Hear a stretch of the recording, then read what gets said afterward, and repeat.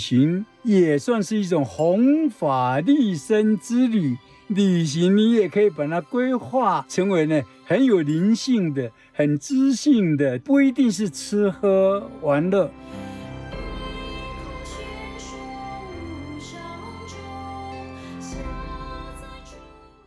本集感谢黄丽华女士还有李天发居士赞助菩提麻瓜。那黄丽华女士同时也是我们另一个节目菩提精进的第11集访谈对象。那第11集的标题是先吃素再学佛，亲友促成的学佛因缘。那如果大家对这一集也有兴趣的话，非常欢迎大家回去收听。李天发居士呢非常客气，他是 FB 联络我们的，所以我们就以居士跟我们联络的 FB 账号名字来公开感谢。那感谢各位的抖内赞助，让我们节目能走得更长远，也能为各位提供更好的内容。欢迎收听菩提麻瓜。那本集的主题是旅行也是一种修行吗？那如果呢现在是看 YouTube 的听众的话，应该会发现蛮不一样的地方，就是我们在户外录音，我们现在在清境农场附近的一个山庄里面我们为了聊这个主题呢，我们特别出外景对，讲的传统一点就是出外景，但其实我们就是在户外尝试录音，然后让大家看看不一样的尝试这样。那因为我们这次录音的时候是在户外嘛，所以我们身边有蛮多人蛮多人围着的，就像例如说我们菩提麻瓜的老板也在旁边嗨，大家好，各位听众，我们昨天晚上经历了5度的寒冷，今天早上吃了一个纳鲁湾很棒的早餐，然后我们现在邀请老师呢在户外，就是跟各位伙伴们谈谈关于旅行关于度假这样子。对，那我们菩提麻瓜的老板也是菩提精进的那个主持人，所以大家应该也是蛮熟悉的。好，老师你有想讲几句话吗？昨天晚上呢，我看那个温度表它其实是4度，4度对。那么在这个清境呢，它的海拔是2000公尺，那可以说是呢高处不胜寒那尤其我了不是倚老卖老，83岁的老人来到这边，确实是有一点呢受不了所以你看我呢，好像是爱斯基摩人一样全身的都包裹得紧紧的好像是零下20度的样子真的很冷这是我们节目的第一次的尝试，在外面刚阿若讲的出外景，对不对？那我呢，突然间好像变成了真那个明星也出外景了，所以我觉得也很新奇，也觉得很有趣。好，那事不宜迟，我们就开始今天的主题吧。那我们本集的主题是旅行嘛。如果常听我们之前集数的观众的话，应该知道林老师很常出外旅行，好像1个月会环岛1次的样子。大家看现在这个画面应该也知道就是老师真的是会出去玩的，蛮常出去玩的这样。我们现在知道的是老师这个年纪会到处环岛，那据说老师以前年轻的时候也是常常到处旅行，然后是车宿吗？旅行呢，我们在小学的时候就开始呢所谓的远足了。远足呢就是在自己故乡，我住屏东了，在那个高屏溪的溪谷去那边空投游那也算是一种呢旅行。有时候到山地门到那山上了，那么去那边呢去那边采果子，我记得呢那也都留下非常美好的一种回忆了。那真正说呢出外去旅行呢，大概呢是在我结婚以后，孩子呢出生了以后。为什么那时候特别喜欢旅行呢？因为我20几岁的时候呢生了一场大病就是咳嗽了。那时候呢不喜欢看医生，就气胸，肺泡就破了几个。那时候以为我自己会死翘翘，所以那时候讲呢，希望我在孩子们的心中能够留下他们有一个爸爸所以呢我就呢决定去买一部车。所以我20几岁我就开车了，是，然后呢带了2个小孩，只要是假日或者星期六、礼拜天呢，就是呢，全省各地这样去跑。是，那个时候呢，是为了让孩子们留下了非常比较鲜活的印象，那么呢是有所为而为，有目的的不是真的为了自己赏心悦目啦这样去做的。那么到了我大学毕业以后，我那时候呢就是发了一个小的心愿，就是呢要到全省各大专的这个佛学社呢去上课跟这些青年学生们呢，能够呢大家聊聊天这样子。那个时候呢，因为我在学校里面呢上课比较忙，所以我一般来讲呢都是呢台中作为我的一个临界点，就是到台中去上课，才能够当天再赶回来，赶回高雄吗？对，如果超过了台中，比如说苗栗啦、新竹啦，甚至于台北。那怎么办呢？我就睡车上，当天晚上就睡车上。对，是哦。而且那时候义儒呢，他就是跟我一起。那么这样说起来的时候，我的车我的车呢，平时都是怎么炊具、锅碗瓢盆吗？对，所有的碗筷呢，全部都有齐全的，那些酱油了，什么东西都有。是哦。从那时候开始。睡车上怎么洗澡？讲起来惭愧，我有一个就是不是练出来的功夫，就是说呢，我可以5天不洗澡。比如说这次来清境，对不对？昨天晚上天气很冷，所以我昨天晚上就不洗了。是哦，昨天晚上是不止老师不洗澡，应该大家都没洗澡。是的，天气非常冷。那么呢？因为我比如说到台北回到我母校政大呢，去上课。那么上完，因为一般都是晚上有这个活动，就是活动，对，活动完了9点半了，不可能再赶回来啦。所以那个时候我就车子呢停在政大的校园里面呢，就在那边呢把那个椅子呢摊倒。把它推倒以后，就是跟义儒2个人就睡在那上面。真的？对。然后呢，早上的时候呢，有时候就在车上外面外面稍微呢，在校园里面的树下去稍微煮一下，当然不能够给那个管理员知道了。那有时候如果不想煮的话，附近因为学生呢，那个附近也有很多人卖油条的、豆浆的，也可以这样就将就可以打发一个早餐这样子。所以老师为了社团，就是佛学社团的演讲，就是台中以北，就是你们常常夜宿车上，没有错，春夏秋冬我每一个礼拜大概都会在外面车宿1次。天哪！那时候因为呢，所以呢，我后来也有想到，发的愿力还不能乱发。譬如说我们现在菩提麻瓜的制作人我们的曹林的居士，现在称他居士了，以前是学生他说呢，希望透过我们这个节目能够吸引1000万人来学佛。大家看起来呢，这个愿力太大，怎么有可能完成？可你想想看，地藏王菩萨都敢发那种地狱不空誓不成佛了，地狱怎么可能有空呢？众生的贪嗔痴，对不对？不可能断的。但是有愿呢，众生就有希望，地狱的众生就有获得解救的一天呢。所以愿力不怕大，对不对？就怕你不发。是。每个礼拜有1天住在车上。是所以我在30出头那个时候，可以说呢，我的旅行，我的车速，大部分呢是为了迁就了我到各个学校去上课，演讲。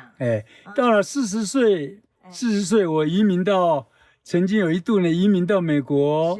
那在美国就有参加他们呢很多那个社团，他们所举办的这种呢，就有美国人很喜欢那个 picnic 就是那种野餐所以那个时候我后来就发现说，旅行如果结合露营，野餐也很好。所以我后来呢，在台湾的各个很多露营的场地，对不对？有时候一路最长的记录是半个月。哇，半个月对，就是寒暑假的时候一个定，点对对，就在那个地方。哦，在那个地方的时候呢，有人讲说，那不是很无聊吗？不会，我在那个时候才想说，我可以做个曲呀、哦，是，我可以写文章啊，是所以我有很多书，比如说菩提园读经的啊25册，是那像我那个贝叶之乡，是我的学佛300问，嗯，有时候都是在野外，哦，对不对？是那么呢，在那边呢，写作有时候有一种意想不到的好的灵感。哦，原来是这样。哎那时候的旅行呢、是哦，我记得我也跟老师还有玉姐哦到南澳去，对，我记得、去露营过，这些学生呢，嗯近100人都有去过。像我的好朋友郭老师，啊是他就来过5次，就是到我露营的地方了。是他呢坐高铁，再转那个计程车进来，啊然后跟我呢吃一顿，在那个营地旁边吃顿饭，是，然后他又赶回去。他才能回到家里的时候呢，他拨给我，他用赖拨给我说，11点45，我终于回到家了。所以那个露宿野外或是车上，好像也不见得是每个人可以对习惯的。这就牵涉到每一个人的旅行的方式了。是，有的人旅行他喜欢住那种，比如说豪华的5星级的，现在台湾比如说有5万块一个晚上的，4万8，我昨天晚上还看到哦，像类似像这种，我并没有讲说住那种好的旅社不好，因为有的人认为说旅行就是要吃得好、住得好，然后玩才能玩得愉快。所以我就是认为说，在露营的时候，有没有就是是已经在玩了，已经在旅行，它本身就是旅行一个很重要的一个单元也好啦，里面的一部分也好，它的内容呢，所以呢，我呢平常讲起来比较惭愧，比较舍不得住旅社。是，老师很舍不得，对，真的舍不得住旅社，大家都知道。因为我一般来讲的住车上，是，要不然的话，感谢我很多学生呐，他们呢都有经营民宿，是，也感谢他们这几十年来，我去住都不要钱，是，所以真的想起来了哈。老师，你可以讲一下这是哪几间民宿吗？譬如说我们现在这里的纳鲁湾清境农场，纳鲁湾，我这10多年来呢，这个于茂同啊，他呢都包括昨天晚上不是大家都要付钱了吗？是，我也没有付。我就可以省下了，是，这省下来就可以买好茶。我不是喜欢泡茶吗？是，好茶一个人喝也没意思，还是跟很多学生、好朋友来一起分享，是，所以呢，不要骂我很吝啬。没有人骂老师很吝啬。对，所以我就是讲的好听一点，为了大家而吝啬。老师，我记得有在10几年前，就是常常在赖的群组里面看到老师跟玉如姐又出发去环岛了，然后我就有一次就跟老师说，老师你们怎么那么常环岛？我记得那时候老师跟我说一个，就是你跟玉如姐有一个约定，可以跟我们分享一下吗？我现在就是这几十年的1个月环岛2次，1个月了，因为我以前呢在要想出去玩的时候，人家就跟我讲说，旅社那么贵，餐饮又那么贵，还有油钱，那时候高速公路还有那些，还有买票过路费，一加起来的话，一次呢6、7千，是，所以呢，那是一种负担呐，大家想起来了那么因为我那时候孩子在美国留学，在那边读书，所以呢，我在台湾赚钱，新台币换成美金比较划不来了。是的，那这怎么办呢？我又爱玩，所以易主就告诉我，他说这样子，我们呢都私底下，自己私下呢存钱，等到我们呢都存满了3000块一个人呢，那2个人加起来不就6000了吗？对，那时候我们就可以环岛1周了。确实那时候6000块够环岛1周。是比如说油钱2000啦，有没有过路费大概800啦？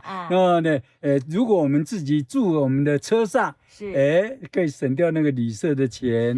那自己去买菜回来用锅子呢，自己煮的话呢，这样也很省，是所以呢5、6千块绝对够用的。啊，所以呢有一阵子呢，大概将近呢20年的时间，对我们呢都是用这样的方法，就是各自呢存钱出3000块，对对，省吃俭用，他省他的，我省我的，因为我也不喝酒，也不抽烟。是的，那么呢，所以呢，也没有什么样这个额外的开销了。啊所以呢，有时候存，有时候我去演讲，人家会付钟点费。对，学生的社团我都没收了。哎但是社会的，啊对不对？佛事的，是有时候他们师父比较慈悲，他讲呢，林老师，这个2000块你一定要收，补贴你的油钱。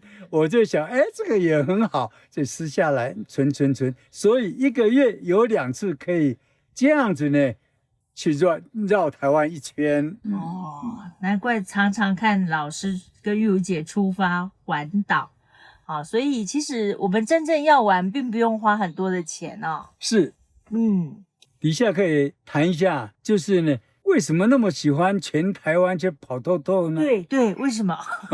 人家有的人这么说呢，因为林老师没有禅定功夫，他就心浮气躁，在家里呢待不住，对不对？所以呢，那个心呢都是呢往外往跑。外跑的这说对了一半，啊，因为我是属猴的，玉如也是猴。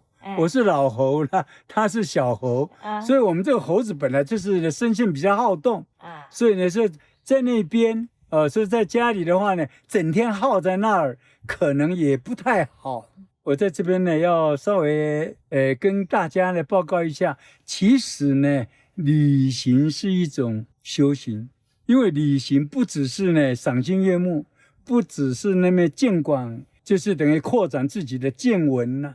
比如说，因为我出去平常呢，我都是到道场比较多啊。比如说，有时候到会稽社去，有时候到台东的法安寺，对不对？有时候呢，就到那个台北花莲，对对，花莲，就是呢，每一个地方我都喜欢去找师父们啊，那么或者去找学生们。那学生们现在有的人呢，他们事业有成，他们有的人呢，经营了那个小的餐厅，咖啡厅。我一去的话呢，那么师生又可以回味，以前呢大家相处那种温馨的时刻。那么有时候他们有什么样佛学的问题就可以谈，像昨天晚上我们这个将近20个人，大家在一起。那有的人就提出这个佛学的问题来，那么呢，我就尽我所知的，还好我现在脑筋呢还算呢清楚了，还能够呢讲给他听，他还听得懂那么像类似像这种，所以旅行，我认为说呢，也算是一种弘法利生之旅，你也可以把它当成这样子。不一定是吃喝玩乐，有的人呢去旅行呢，就觉得呢好像非常的精彩，可是有时候我们从佛教的这个角度来看起来呢，觉得有点浪费时间。那么呢，所以我个人可能是我呢自我解嘲吧，所以我是认为说，旅行你也可以把它规划成为呢很有灵性的、很知性的，对不对？那么可以帮助别人，也可以自己呢怎么样把自己所学的，把它重新呢再把它归纳，再把它融会贯通一下。我认为旅行非常好，身体健康，对不对？增长自己的见闻，对不对？还可以弘扬佛法。好，那老师你自己在旅行的时候也会有日课吗？就是比如说，就是在家的时候，感觉会好像有花一段时间来念佛这样。那我出外怎么办？我这几十年呢，在屏东的原地啊，我都是浇水3次，早上、中午跟晚上，浇每一棵树，或是每一个花丛啊，或是那个树木，我都是念佛的。每一棵树浇水就是念20句的佛号，所以呢，这上百棵弄起来的话，定课我也做到了。那么晚上睡觉的时候，我不是常常讲吗？我鼓励大家这样，就是说呢，今天晚上走好不好？对不对？那自己说好，现在当然都没有问题了。但是自然而然的认为说，如果你晚上要想这样非常安心的、平静的，对不对？那这样呢，来花开见佛的话，那是不是呢？你应该呢，也应该好好的合掌，好好的呢，这个念佛。念佛就是回想今天该做的事情有没有做完。如果明天醒过来了，你明天打算又做些什么事？如果只想这个，今天事情做完了吗？明天的事情你打算做什么事？这个呢，在出外旅行的时候一样啊，要车速的时候一样躺在那个车子里面，可以怎么样？也做这样的回想，这样的反思。这个反省的工作，不管在家还是出外，都是会做的这样。对，一样的，没有分别的。好，那老师你自己年轻的时候还可以开车到处跑来跑去，那现在就是年纪渐长，然后就比较不能开车了嘛。那这个体力上的那个限制也会干扰到你的内心吗？还是没有关系？我是不知老之将至。以我现在讲起来，虽然我常常讲说我83岁了，但是我常觉得我现在还很强壮。体力你不是常常我在讲话呀？阿若常常讲说，老师小声一点，震耳欲聋啊。哦，那我现在还可以大概日行2公里。哦，就是对2公里我还可以走。但是不是跑了，就是慢慢这样散步这样走还好。所以我才呢不自量力也不一定呢，说趁着我现在还年轻，对不对？因为我妈96嘛，我岳母孩子的外婆99嘛，对不对？所以这样想起来，我还有10多年的时间呢。不过我是不想活那么久。这边打岔的，我的自己设定年龄是86，所以这样呢，我现在83，还有3年，所以我3年还可以好好的录呢，对不对？那么呢，今天呢，我们就算是呢开始的在外面出外景的第一次，我内心也很兴奋。为什么？以前我们都在那个狭隘的那个录影室里边，对不对？那么呢，不能够伸手动脚的，在这边呢，我是觉得呢，哇，海阔天空，是不是？所以我希望以后我们还有很多的节目，可以在台湾很多的知名的景点，譬如在瀑布底下啦，对不对？或是在那个青山的那个山路，也是山脚下啦，在海边。那么，对，大桥边啦，那这样子，我是希望的林区希望大家呢，为了我这个83岁的老人多多配合。OK， 好，那因为我们今天第一次尝试这个户外录音所以这个不管收音上啊，还是画面上，可能都有点就是不完美的地方，希望大家多多包涵，迁就一下啦。那我们这集小尝试呢，就不要录太长。那最后老师有什么想补充的吗？因为这集的主题呢是旅行啦所以我就讲说，以后大家看到林老师呢在 LINE 或是在 Google 里面讲到我又到哪里出发啦，又到哪里去旅行了，不要以为我贪玩，因为呢，这是林老师呢，旅行是林老师修行的一部分。我刚刚讲过了，我去的话，去找学生，可以了解他们的近况，知道他们的烦恼，对不对？我可以分享我自己的喜悦。可能我在读书的时候，或者我在作曲的时候，有哪些心得，对不对？我这个人就是比较怎么样子，有什么好东西就要赶快把它讲出来，或者跟人家分享了。所以呢，全省去的话，可以跟以前近万个学生呢。比较现在有联络的，当然可以呢，互相的，不要吃顿饭，喝杯咖啡了。没有常联络，有的人10年、20年，甚至30年没见面，现在见面了，哇，那是彼此内心的兴奋，那种高兴，那真的不可以用语言来形容了。那到佛寺去，我们尽我们自己的能力，有时候这小小的布施了一点点，对不对？这样也是一件什么样子？就我们做弟子的人，对，做一个佛教徒了，对佛教道场的一种呢，拥护的一点小小的心意了。那比如说我很多的师父，像唱功啦，那么星云法师啦，像那个圣严法师啊，他们都往生了。我去到他们的道场，对不对？当我合掌呢，面对他的时候，想起我以前是受到他们那么多的，等于算是眷顾那样的鼓励，所以呢，内心呢心怀的感激，希望把他们那种爱心、那种为法呢那种热忱，也能够透过我们传递下来。然后这些学生们也又因为这样的关系又传递下去，这不就是无尽灯吗？一灯呢传一灯，二灯四灯，对不对？8灯、16灯、30呢，几灯，一直传到最后的话，佛法呢就能够呢弘扬在人间。我们的制作人他要想呢，我们的这个节目能够1000万人，不久就可以达成心愿了。旅行是修行，是，太好了！听到老师这个，其实这个人家说狼的力量来自于狼群，狼群的力量来自于狼啦。所以这就是听到我虽然发了一个这个没有自我量力的一个愿但是听到老师这样的鼓励也是觉得非常的好像充满力量，可以继续走下去，一定会成就的。谢谢老师，真的一定会成就的。好，那我们这集就录到这里，谢谢。好，那我们这集非常愉快。新年快到啦，对不对？大家多保重好，那多保重，再见。下集再见，拜拜。再见啦，好。谢谢。人生就像一趟火车旅行，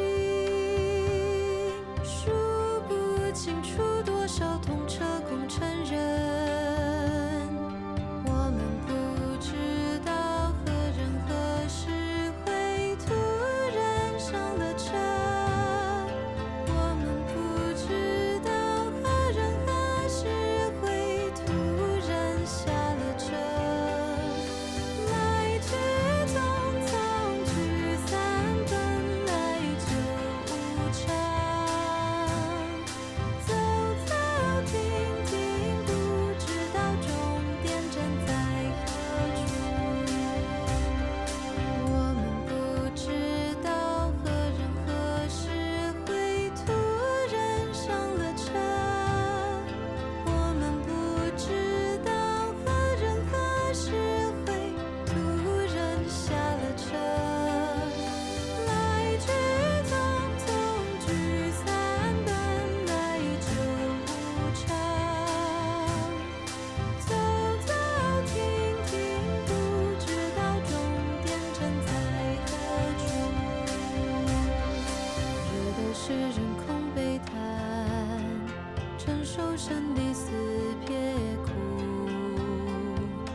有的是人空悲叹，承受生离死别苦。